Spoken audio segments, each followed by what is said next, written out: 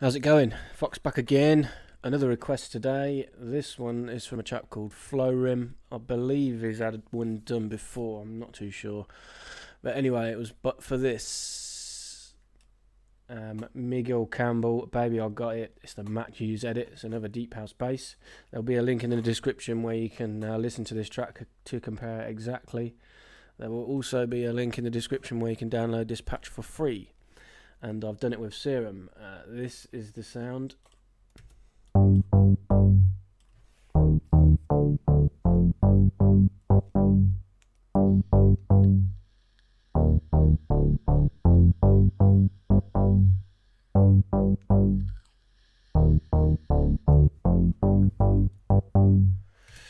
There you go.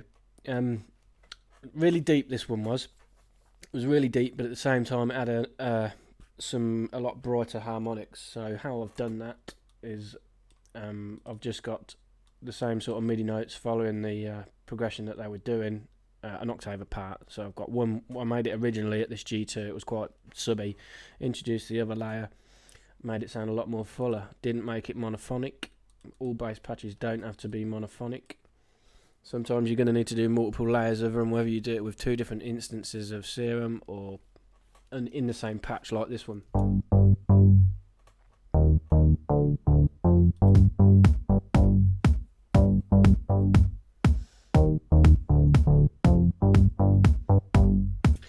I didn't do a whole drum loop. I want to show you the real sort of deep low end power that this patch has got. So that is it. So yeah, it's really easy, this one. Shouldn't take too long at all. So I'm going to go ahead and initialize the preset. So bear with me. Oscillator 1, I kept it on a saw wave, pitched it down 2 octaves. Changed the warp node to bend negative. This is going to sort of blend it into a sine wave. I had it on full.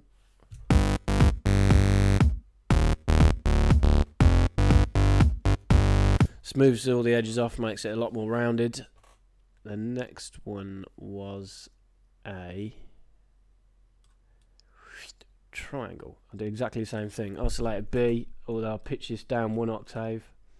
Chose the basic shapes again. 9 times out of 10, all these deep house basses are basic shapes. Changed it to bend negative and bent it all the way around again. So again, sort of sinusoidally bending a triangle.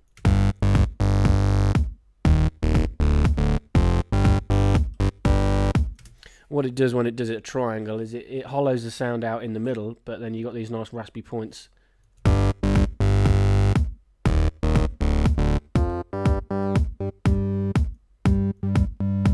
The triangle on its own is quite hollow anyway, but as you introduce this bend minus,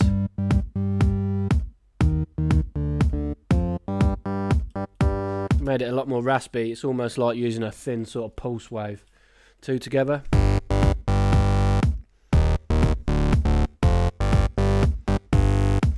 All I did is oscillator 1, I gave it 4 voices of unison. Turn the D tune down a bit. Sub oscillator, sine wave as always, 1 octave down, volume on full. I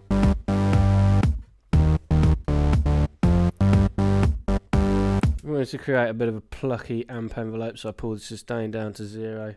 Decay I had on roughly half a second.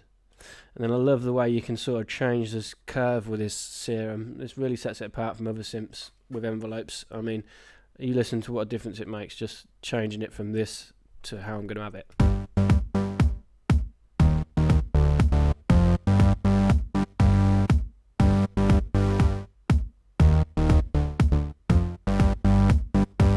Flexibility you got in those curves is awesome.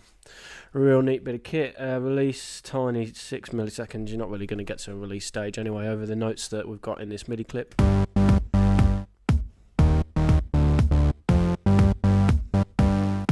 So, as always, my best friend, the low 24 when doing these deep house basses. Same as always, we want to drive it, fatten it up. Let's pull the master down because it's going to get loud.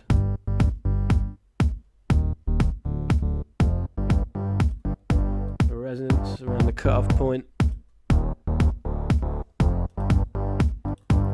We're going to use envelope 2 to close this off. We're going to do it the same way which I've been doing most of these deep house basses lately. It's have the filter open and then close it up over time with the attack time. So envelope 2, you've got to make sure the sustain's on full at 81 milliseconds of release, and then just push the attack out.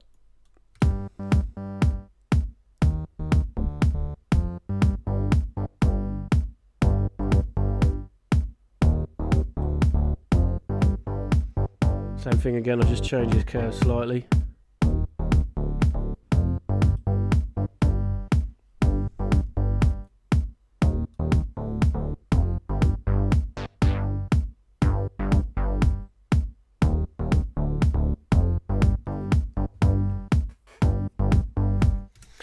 Yeah, basically the sound done. We want to make sure all of them are going into the filter.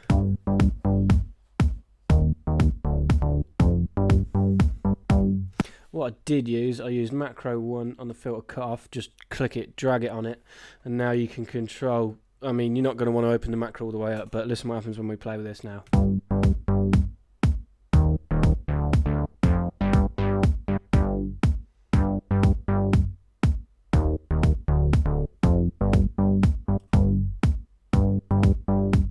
So yeah, you've got control over adding a little bit more brightness in the sound just by turning that macro knob around.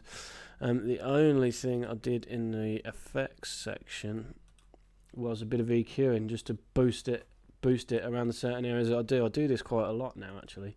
I find this EQ very, very handy. Although you've only got 2 sort of peaks that you can use, you can really sort of accentuate the parts of the sound that you want to boost.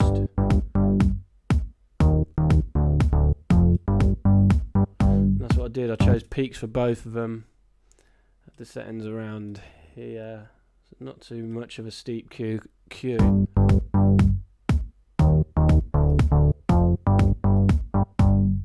I'll turn the EQ on and off so you can hear the difference it's making.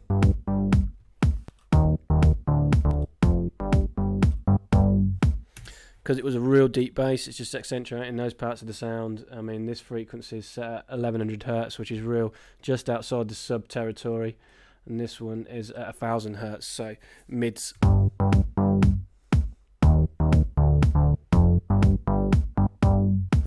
And then all I've got on the master channel or the track itself is just a bit of compression, nothing, just a default setting from Ableton. Just pulled it down till it bit.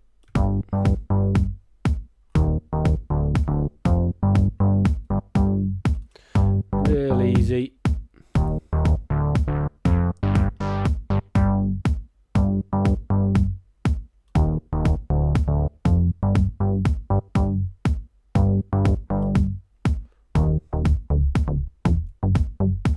Make it more percussive just by changing the slope on the attack as well.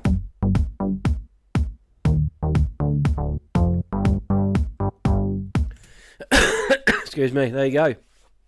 Piece of cake. Easy deep house bass with Serum. That was Miguel Campbell, Baby I Got It, the Matt Hughes edit. As always, make sure you subscribe if you've enjoyed this. If you have any requests yourself, please send them over to my Facebook page. They will come in this list and I'll work my way through them as and when I've got time, or if it's something I can do. But yeah, make sure you subscribe, share and like. Thanks for watching as always. Cheers.